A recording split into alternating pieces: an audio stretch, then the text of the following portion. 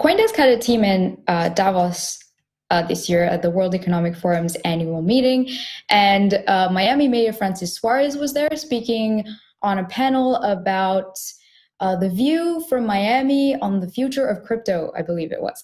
So I caught up with him afterwards and asked him about MiamiCoin. So, last year he came on CoinDesk TV and said that MiamiCoin, which is a private cryptocurrency that was designed to sort of benefit the city, has been mainstreaming faster than Bitcoin. But it crashed, losing 95% of its value in under a year. And Suarez is, of course, now facing a few questions about MiamiCoin after sort of endorsing it, at least, the idea of it. He told me that he doesn't push anything, just talks facts.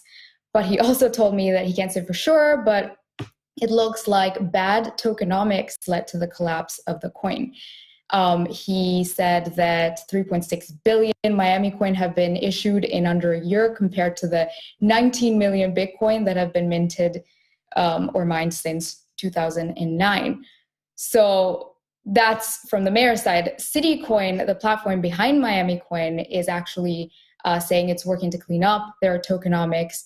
Suarez, meanwhile, says that he still takes his salary in Bitcoin. I remember this was like a major announcement last year, and that the market downturn doesn't really mean that the underlying technology of Bitcoin or even MiamiCoin is bad. So I don't know if you guys make this. It was quick to kind of judge MiamiCoin and its, promised success. What do you think of his response? Zach, I saw your hand go up. Well, I think, first of all, credit to him for sticking with it in good times and bad, right? I think what we have seen a lot of is sort of political opportunism around things that are hot or buzzy. And, if you're with it in good times, you should be with it in bad times. And I think that's what we're seeing from the mayor here. So first of all, it's off of the cap. Second of all, these are systems that are very much a work in progress and are very much subject to these vicious bull-bear cycles, right? So when things go up, they often draw down. And 90% drawdowns is not something that's unfamiliar to those who've been in the crypto space for a long time. Let's hope that people who thought that this was a really cool thing and they invested in it, for the sake of those people, let's hope that those tokenomics get ironed out and fixed as this tries to find its footing again. But I think this is something that is absolutely par for the course in the crypto space, right? This is the volatility. This is the dreaded volatility that comes with those stunning highs, but also pretty low lows. So I think the mayor here is being honest when he's saying, hey, you know what? I'm still taking still taking my salary in Bitcoin. Price isn't going to dissuade me from doing that. But hey, be ready for a wild ride, right? This can be a roller coaster. Some people probably got into this not knowing that or not being aware enough of that likely to happen. So, again, for their sakes, let's hope this project can write the tokenomic model going forward. But Will, I'll toss it to you for your thoughts. Yeah, to me, the story here is, what does this cause within the Bitcoin ecosystem? A lot of people, when this came out, were very critical of Miami Mayor Suarez here for issuing this token. They're very critical also of the Stacks ecosystem for being involved in this project. And now it's sort of bearing out, right? 95% downturn in this token. That's like basically dead. Like, it's very, very hard for these tokens to come back. Sometimes they do. Ethereum went down as far as 95% last market cycle. But Ethereum had a huge developer team behind it and also had a very big figurehead with Vitalik. I don't know if Miami necessarily has that. Like, who's running this? It's the CityCoins project. They have a lot of different projects behind it. Stacks itself is not down 95%. Just to make a note there, it's MiamiCoin. And the question is, like, does it come back from this? And like, there's some nice quotes in this article about how, like, there's like mining incentives sprinkled in here, and they could use it in the future for like other gamified projects around the city, maybe like giving back money instead of taxes. That would be cool. But at the same time, you're looking at the playbook from a Bitcoinish perspective, and they don't like any of this stuff. They're not going to be interested in helping out with it.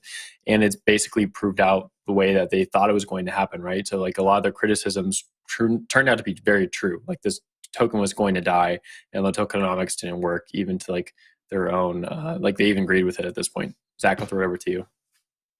Yeah, I think it's also worth zooming out and saying that, MiamiCoin is by no means the extent of crypto in Miami, right? These are two separate things. MiamiCoin is a project, but Miami is also establishing itself as a hotbed for crypto talent. And I think that still reigns true, right? FTX put its name on the Miami Heat arena, and that is far from the only level of crypto engagement in South Florida's biggest city. So the fact that the crypto attention and energy is still there, whether that's people building on various protocols, people who are hype on Bitcoin, etc., that is a story unto itself. MiamiCoin is also this other thing. It happens to share the name Miami, but I wouldn't say that this necessarily detracts from the excitement that I think people have genuinely seen there as builders and others get down to that region to build stuff in the crypto space. That remains an attractive outpost for the crypto world. So also worth sort of zooming out to extract those two things. But Sondli, I'll toss it back your way.